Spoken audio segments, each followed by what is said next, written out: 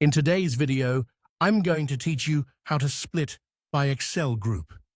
First, open Microsoft Excel and bring up the worksheet you want to organize. In this example, we're working with a simple table that includes categories, products, and sales amounts. The main idea is to separate related rows into grouped sections so the sheet becomes easier to read and manage. Before we start clicking, it helps to understand what grouping in Excel actually does.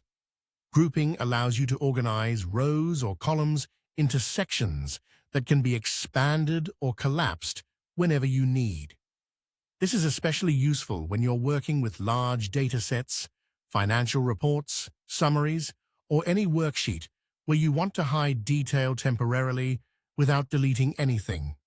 Instead of scrolling through every row all the time, you can neatly tuck sections away and reopen them when needed.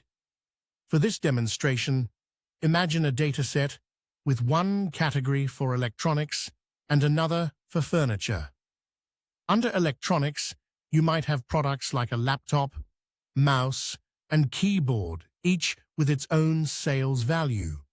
Under furniture, you might have items like a desk, chair, and cabinet. The goal is to group the electronics rows separately from the furniture rows so each section can be collapsed or expanded independently. To do that, start by selecting the rows you want to place into the first group. For example, highlight the rows that contain the electronics entries. Once those rows are selected, go to the Data tab in Excel. In the Outline section, click Group. If Excel asks whether you want to group rows or columns, choose Rows. After that, repeat the same process for the next section of related data.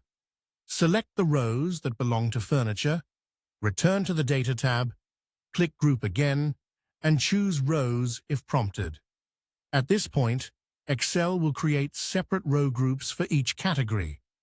Now, look to the left side of the worksheet, near the row numbers.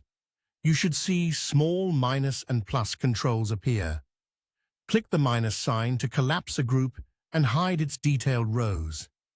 Click the plus sign to expand that section again and bring the rows back into view.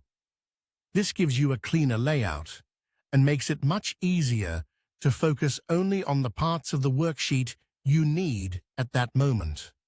Using the group feature is the recommended method because it keeps your data organized without changing the content itself. It's a simple way to make large worksheets more navigable, more professional looking, and much easier to review.